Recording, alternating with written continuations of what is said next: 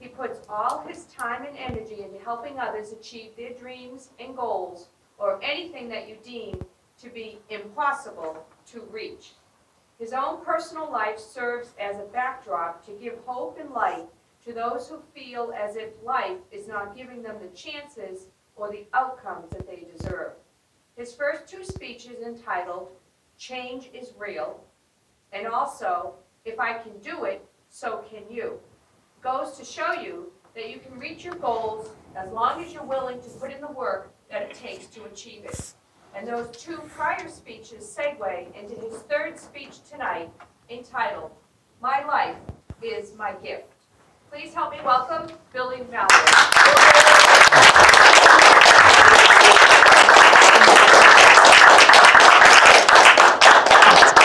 Thank you, Mary. Good evening, all. Question. Are we familiar with this? Greg, a couple of weeks ago. But I know what it is. Absolutely. My question to you guys tonight is, can any of you guys identify your life to this golf ball? Madam Toastmaster, co-Madam Toastmaster, fellow Toastmasters. I'm going to describe how your life is identified to this golf ball tonight. I did a little research on this golf ball. Never played golf a day in my life. Have no idea how the sport is played. I know you just take up a bunch of land with a little ball. That's about as much as I know.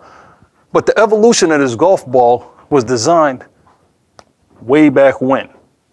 And the design of this golf ball was actually round. Over the years of people playing this sport, they came up with the dimples on this golf ball. Why?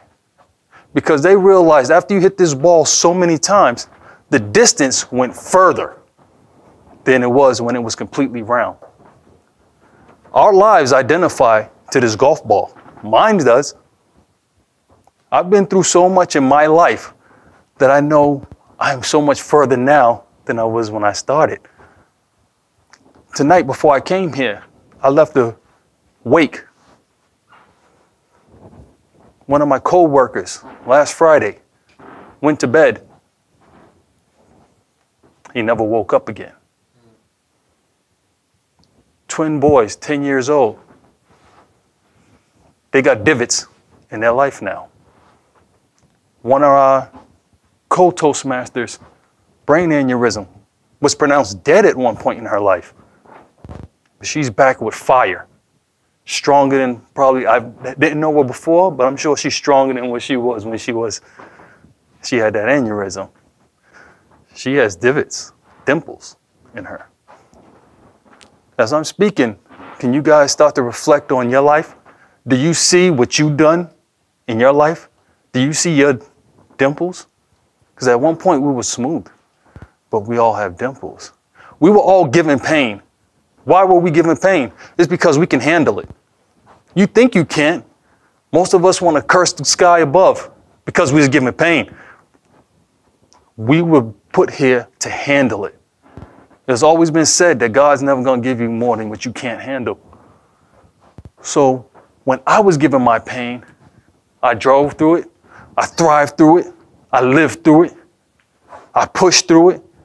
I got to the point where people actually looked up and said, if he could do it, so can I. That's our job, is to help people get through it. Show that our pain as a story. Use it as a gift. Don't run from it. You go towards it. And the more you go towards it, the stronger you become at the end. People will always respect you for what you've been through. If we was given stuff from the day we were born, spoon-fed, hand-fed, you never worked for anything in your life. As soon as it's taken from you, what happens? You fall apart. They don't have any idea. Me, I didn't grow up that way. Never have. Don't think I ever will grow up that way. But I know the fact that I had these dimples in my life to get to the furthest point in my life where I am now, if that was to be taken from me, I'm going to be all right. Because I know what it is to have pain. I know what it is to survive pain. And that's what we need to do. We all need to know how to survive pain. Let's give that pain to somebody else. help them through it.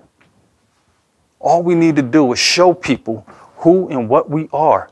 People are not going to respect you if you do not help them along their paths. We all need to be chauffeurs for one another. My pain came a long time ago in many, many areas. I can't sit here and tell you, we don't have enough time for me to tell you everything that I've been through. Sister-in-law right now, laid in the hospital, 40 years old, had multiple strokes and didn't know it. Had open heart surgery yesterday. Doctor says, thank God you had the strokes, because we would have never known that you had a blood clot in your heart. 2 children and a granddaughter she has.